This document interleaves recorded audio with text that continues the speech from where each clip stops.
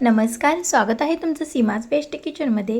तर आज आपण बनवतोय पारंपरिक पद्धतीचे धोंडे। तर अधिक महिना आता चालू लवकरच होणार आहे। तर अधिक महिन्यामध्ये आपण धोंडे ही रेसिपी बनवतो। तर ही पारंपरिक पद्धतीने चालत आलेली आहे आणि या अधिक महिन्याला धोंड्याचा महिनाही बोलतात। तर ज्या त्या भागामध्ये वेगवेगळ्या पद्धतीने धोंडे रेसिपी बनवली जाते, काय काय वेगळे पदार्थ बनवले जातात। तर आज मी आमच्या पद्धतीने आमच्या भागातील मी माझ्या पद्धतीने बनवणार आहे, ते म्हणजे धोंडे।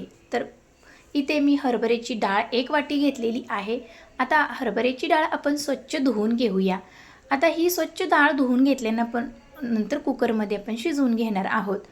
आणि इथे आपण आता कुकर घेतलेला आहे, पाणी गरम करायला ठेवलेलं आहे आणि जे आपण धुवून घेतलेली डाळ होती ती घालायची आहे। पहिल्यांदा पाणी गरम करायचं आहे कुकरमध्ये। तर 1 वाटी डाळीला मी इथे 2.5 वाटी पाणी घातलेलं आहे। थोडीशी हळद घालूया आणि थोडेसे तेल घालूया, म्हणजे मऊसूत डाळ शिजली जाते। आता हे मिक्स करून आपण आता 4 ते 5 शिट्ट्या करून घेऊया। डाळ आपल्याला अगदी पुरणासारखी शिजवायची आहे। आता तोपर्यंत आपण धोंड्याची जी कणिक असते वरचं आवरण ती मळायचं आहे। गव्हाची कणिक म्हणजे पीठ घेतलेलं आहे।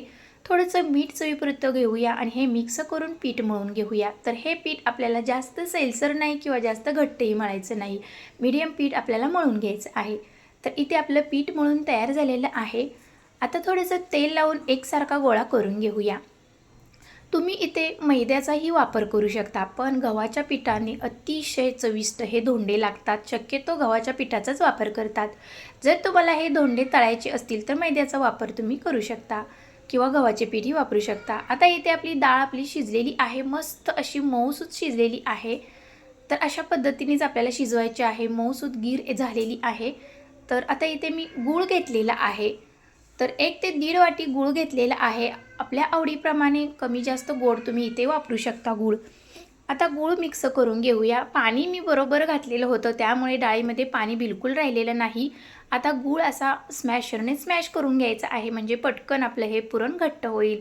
तर इथे आपलं पुरण घट्ट होतंय तोपर्यंत आपण वरतून घालूया वेलची पावडर थोडीशी आणि थोडंसं जायफळ घालायचं आहे किसून, खूप छान स्वाद येतो। तर इथे आपलं पुरण तयार झालेलं आहे, पाणी पूर्ण आटलेलं आहे।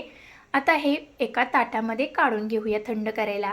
तर हे पुरण मी वाटणार नाही, म्हणजे डाळ वाटणार नाही।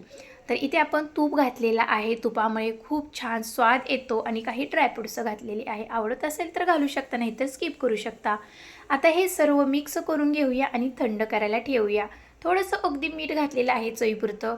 तर पुरण थोडंसं गोड लागतं, मस्त असे चविष्ट लागतं थोडंसं मीठ घातल्यामुळे। आता हे थंड करायला ठेवलेलं आहे।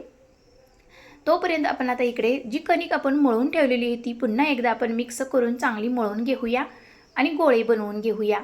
तर आपण जसा पुरणाचा उंडा बनवतो पुरणपोळीचा, तसाच इथे आपल्याला बनवायचा आहे। तर पिठामध्ये गव्हाच्या आपण घालून असा गोल उंडा करून घेऊया, म्हणजे अशी पारी करून घ्यायची आहे। हातावरती पारी केल्यानंतर इथे आपण आता पुरण भरायचं आहे। तर इथे मी पुरण भरलेलं आहे। पुरण भरतेवेळी माझा व्हिडिओ स्किप झालेला होता, त्यामुळे तुम्हाला मी दाखवू शकले नाही। तर इथे आपण आता पुरण भरलेलं आहे। अशा पद्धतीने इथे मी सर्व पुरण इथे भरून घेतलेलं आहे उंड्यामध्ये। तर हे धोंडे बनलेले आहेत। तर अशा पद्धतीने इथे हे धोंडे बनवले जातात। तुमच्या भागामध्ये कसे बनवतात तेही मला तुम्ही कमेंटमध्ये सांगा। तर इथे मी मोदकाचे चाळण जे असते त्याला तेल लावलेलं आहे आणि या चाळणीमध्ये आता आपण हे धोंडे ठेवून घेऊया। तर मी वाफवून घेणार आहे। तुम्हाला जर हे धोंडे तळायचे असतील तर तुम्ही हे धोंडे तळूनही घेऊ शकता, पण मी पूर्ण सर्व हे धोंडे उकडवून घेणार आहे, म्हणजे वाफवून घेणार आहे। पातेल्यामध्ये पाणी ठेवून वरती चाळण ठेवायची आहे आणि 15 ते 20 मिनिटे आपल्याला हे धोंडे वाफवून घ्यायचे आहेत।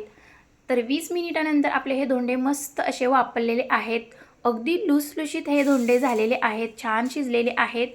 तुम्हाला जर हे धोंडे तळायचे असतील तर तुम्ही निम्मे यातील धोंडे तळून घेऊ शकता किंवा सर्व तळून घेऊ शकता, पण तळलेल्यापेक्षा हे उंडे खूप छान लुसलुशीत टेस्टी लागतात। तर पारंपरिक पद्धतीने असेच बनवतात।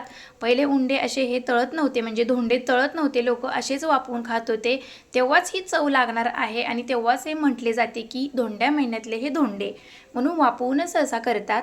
आता मी एक तोडून दाखवते तुम्हाला। तर किती मस्त लुसलुशीत हे झालेले आहेत आणि वरतून तुपाची धार घालायची आहे मस्त अशी, आणि गरम गरम या धोंड्यावरती तुपाची धार घातल्यानंतर चविष्ट अप्रतिम लागतात आणि हे जास्त करून गरम असतानाच खायचे, खूप छान लागतात। आणि अशा पद्धतीने इथे मी तुमच्यासोबत ही धोंड्याची रेसिपी म्हणजे धोंडे अधिक मास म्हणजे अधिक महिना स्पेशल बनवून दाखवलेले आहेत. तुमच्या भागामध्ये काय काय बनवले जाते तेही मला कमेंटमध्ये सांगा. तर आमच्या भागामध्ये असे सांगलीच्या भागामध्ये हे अशा पद्धतीने पारंपरिक पद्धतीने धोंडे बनवले जातात. अधिक महिना चालू झाला की ही आपली रेसिपी बनली जाते मस्त अशी अप्रतिम चवीची. तर अशाच अजून नवीन रेसिपी पाहण्यासाठी सीमाच बेस्ट किचनला लाईक, शेअर आणि सबस्क्राईब करायला विसरू नका. आणि भेटूया अशाच नवनवीन रेसिपीमध्ये. तोपर्यंत मस्त खा आणि स्वस्त रहा. धन्यवाद.